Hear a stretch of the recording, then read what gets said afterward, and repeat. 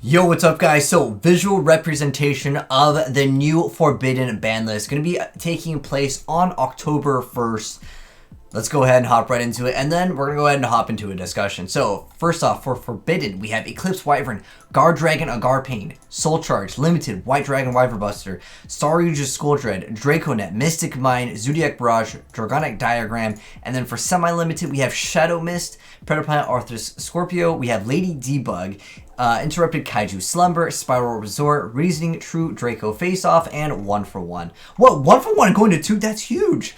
Unlimited ABC Dragon Buster, Dark Armed Dragon TG Hyper Librarian, Trishula Dragon of the Ice Bear, Necro Cycle, Limited Removal, and Solemn Strike at triple. Alright, so anyways, like I said, here's like a visual representation of this courtesy of Yu-Gi-Oh! Illuminate. But I kind of want to talk a little bit more about this and what this kind of means for, of course, our playstyle. So pretty much the only thing that really got absolutely destroyed, which they just mentioned here, is really the Guard Dragon Link deck. So Agarpain, for those of you guys that don't play it, because I know sometimes people just like, oh, which one is that one, right? That is the one that special summons from the extra. It's pretty much like the best one, which really gives them like the hot red. But keep in mind, guys, the OCG does not have Red Eyes Darkness Metal, and in the TCG we still have this, so we might see an emergence a different way. Again, it depends on what they actually hit. I assume that because Dragon Link is so popular in the OCG, it was actually running rampant in the the top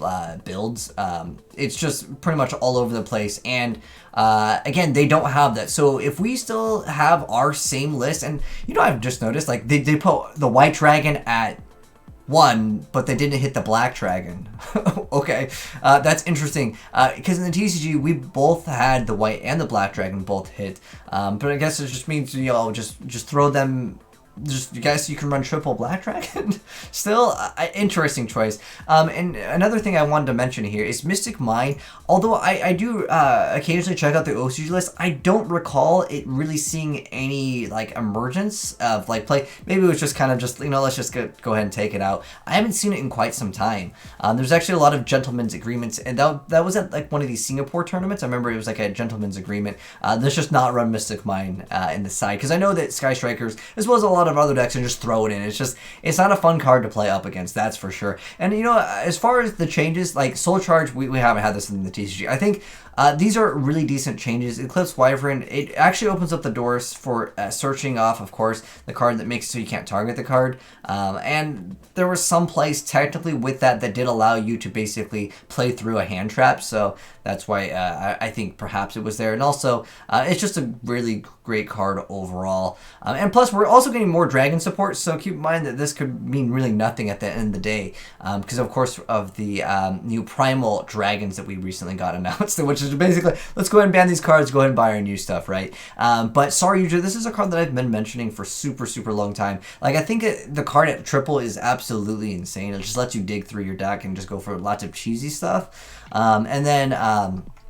Draconet, any of the IB variants, those aren't going to be happening really anytime soon. As far as the Zodiac goes, DevPRO is still at 1. I don't know if that will change later down the line. Then Dragonic Diagram also was hit, and going over to Dragonic Diagram over here in the TCG and the OCG, you can see the difference of it. So it was actually hit completely, so we could see an emergence of maybe using it as a tech card to destroy your own stuff. I know in the TCG for a long time, the variant of the dinosaurs was really popular with it, and I still think it's an okay way to play the deck, although Terraforming was hit, and that really does hurt the deck. But also Nibiru is technically a thing. For semi-limited, this is actually a pretty big deal for OCG players. Shadow Mist, for those of you guys that don't know, was at 1 for the longest time, so this is a nice little buff for them.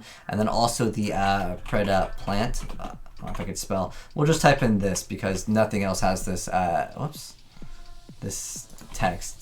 Sometimes the OCG has specific card names, but nonetheless, it's semi-limited. And then Lady Debug, I know in the OCG we've had it at 1. Okay, so I guess a buff to Salamand Greats as well from this change over here, as well as just anything, because it just lets you add 1 level 3 or lower Cybers. But it's really it's really a card that really got outclassed by, of course, the Draconet, which now you have one of. I guess for some decks you can play another one of that. I think the Reasoning choice was interesting because Reasoning I know we have multiple Monster Gate in the, so that's going to be at 2, and Monster Gate is at multiple also, I believe. Let me go and actually check out, because you know I haven't really checked out the OCG here, and don't worry, I'm not trying to make this a 10-minute video, Kappa, but Monster Gate in the OCG was also at 3. Oh, okay, so we could definitely see an emergence of more people trying to, of course, play any one of those crazy mill decks, and I think that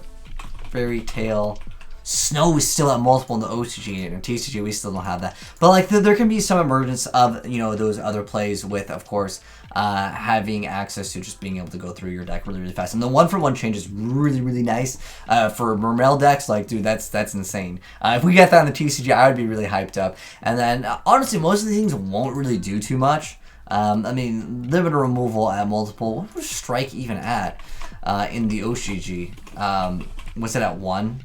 Oh, is it really going to do anything? Not really. All right, so there is the ban list. There's my little discussion and my thoughts on it. I think that it is good to hit the dragons. I think dragons were just running too rampant, specifically just going to be in the World Chalice. Combos were just so relevant. But again, I feel like in the TCG, if they still keep red eyes, we can still definitely see some more plays over here. So anyways, that's the list. You guys can let me know if you'd be happy with this list in the TCG, or would you really like to see more of a shift up. I'm also curious to know what you guys think about Sky Strikers.